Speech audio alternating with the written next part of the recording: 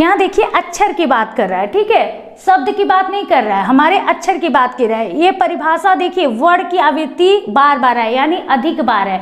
Word यानी एक अक्षर की, अक्षर इसमें हमारा कौन सा जो है बार बार आया है। तो देखिए चारू चंद्र की चंचल किरण में तो क्या है, च च च बार बार आ रही है ना, तो च च च जो है बार बार आया। तो क्या हुआ, ये हमारा अनुप्रास अलंकार हुआ। क्यों हुआ, क्योंकि इसमें खुद ही इसने अपनी परिभाषा में लिया कि जहां एक मतलब वर्ड जो है उसकी आवृत्ति बार बार आए, अक्षर बार बार आए। तो हमारा कौन सा होगा, चारू चंद्र की चंचल क्रिया, इसमें च, देखिए यहाँ च, यहाँ च, यहाँ च, तो हमारा क्या हुआ, ये अनुप्रास अलंकार हुआ।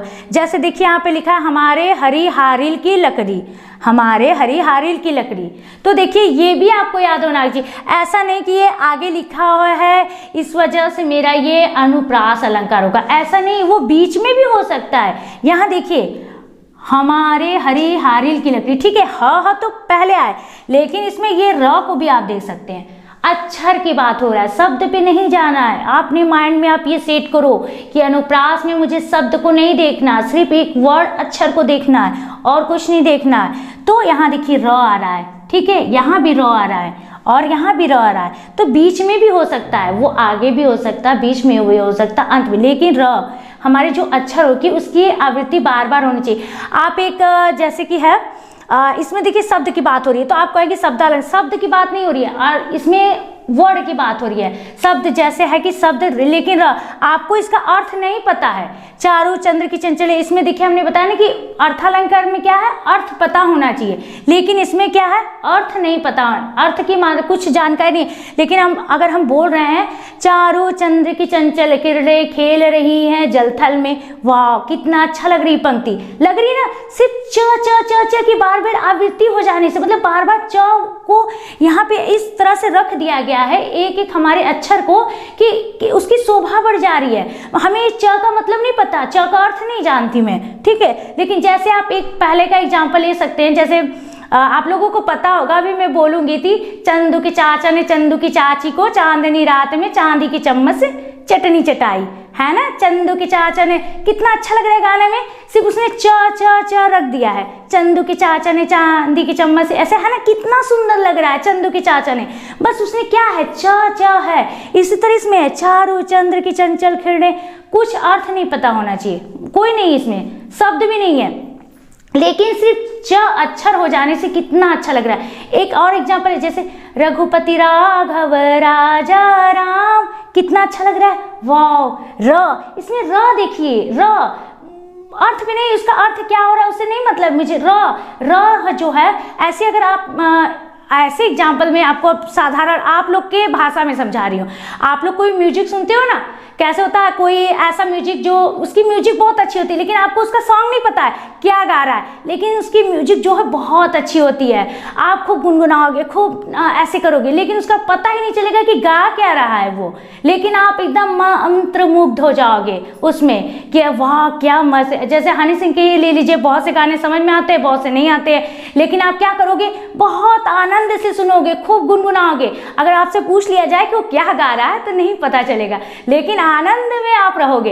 इसी तरह यहाँ आनंद आ रही है, यहाँ पर क्या है, उसके अर्थ में नहीं जाना, लेकिन हमारा जो ये च है, ये जो च वाली वर्ड आई है, अक्षर आई है, ये सुंदरता को बढ़ा दे रही है, उसमें नहीं। जैसे आप एकदम मंत्रमुग्ध हो जाते, वैसे देखिए पंक्ति में आ जाने से च ने क्या कर दिया, मेरी कविता को सुंदर को बढ़ा दिया, मेरे काव्य को, बस वही सॉन्ग। देखिए आपने है ना कि आप ये सोचोगे कि मैंने अच्छा, आप बताओ मैंने गलत बोला, नहीं ना, कुछ होते हैं ऐसे सॉन्ग जिसकी म्यूजिक बहुत अच्छी होती है, लेकिन उसके सॉन्ग को आपको नहीं समझ में आएगा, लेकिन क्या होता है, उसकी सुंदरता बढ़ जाती है सॉन्ग की, ज़्यादातर लोग सुनने लगते हैं। तो इसी तरह ये क्या है, ये हमारे च की जो अक्षर है, जो ये वर्ड है हमारा, इसकी आवृत्ति हो जाने से हमारा जो कविता है वो सुंदर हो गया, ठीक है। जैसे मैंने बताया भी, चंदू के चाचा ने चंदू की चाची को, कितना अच्छा लग रहा है, आप गा कर देखिए, बोले वाह रघुपति राघव राजा राम, भले उसका नहीं पता, लेकिन कितना अच्छा, र आ जाने से, सिर्फ र आ जाने से कितनी उसकी सुंदरता बढ़ गई। इसी तरह चारू चंद्र की चंचल किरणें,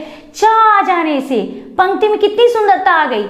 यही चीज है। अगर मेरा वीडियो आपको पसंद आता है तो लाइक और शेयर जरूर कीजिएगा, और इस तरह के वीडियो के लिए मेरे चैनल को सब्सक्राइब भी जरूर कीजिएगा, ठीक है। तो अब मैं देखिए, अब मैं इसको त वाली आवृत्ति आपको दिखाती हूँ। यहाँ पे देखिए, यहाँ मैंने त भी लिखा है, तरनी, तनुजा, तट, तमाल। ये देखिए ज़्यादातर एग्जाम में आप देखे होंगे कि बहुत बार पूछा जाता है, तो आप बहुत बच्चे गलत कर देते। लेकिन अब आप ये मुझसे कमेंट कीजिएगा कि मैं अब ये अनुप्रास अलंकार जो मैं कभी गलत नहीं करूँगा, कभी भी आएगा। मैं कोई भी एग्जाम में, जैसे अभी अगर अनुप्रास मैंने पढ़ाया तो आप अनुप्रास को मान के चलो कि आपसे गलत होना ही नहीं चाहिए। मैं चाहूँगी कि आप कमेंट करना कि हाँ मैम ये गलत अब नहीं होगा। मैंने जितने अच्छे से आपको समझाया कि यहाँ क्या बात हो रही है, कैसे आप इसको समझोगे। यहाँ शब्द पे नहीं जाना है, सिर्फ वर्ड जाना है, अक्षर जो मेरा क ख ग घ ङ उस पे जाना है, एक वर्ड को देखना है, इसमें शब्द को नहीं देखना है कि एक वर्ड जो है हमारा कि बार बार आता है, एक बार नहीं आता है, बार बार आता है, यानी आवृत्ति लिखा है यानी अधिक बार आता है,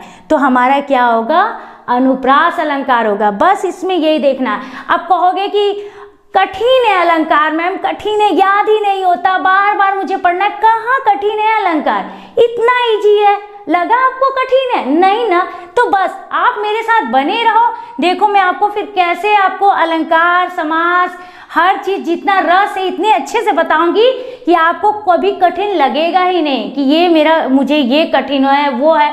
हिंदी आपको एकदम इजी लगने लगेगा। कुछ बच्चे को हिंदी होता है बोरिंग कहते हैं और बहुत डिफिकल्ट होता है, कठिन होता है मतलब, लेकिन ऐसा कुछ नहीं है। बस थोड़ा सा आप इस पे कॉन्सेप्ट मतलब अपना ध्यान लगाओ और फिर उसको समझो। एक बार अगर मेरा वीडियो देखते हैं आप नहीं समझ में आता, आप उसे 2 बार देखिए। अगर फिर भी नहीं समझ में, ऐसा हो ही नहीं सकता कि आप दोबारा मेरी वीडियो देखो और आपको समझ में ना आए, ऐसा पॉसिबल ही नहीं है। आप एक बार देखते हैं नहीं समझ में आता, दूसरी बार देखिए, आपको तुरंत समझ में आएगा कि मैंने क्या पढ़ाया, आपको समझ में आ जाएगा।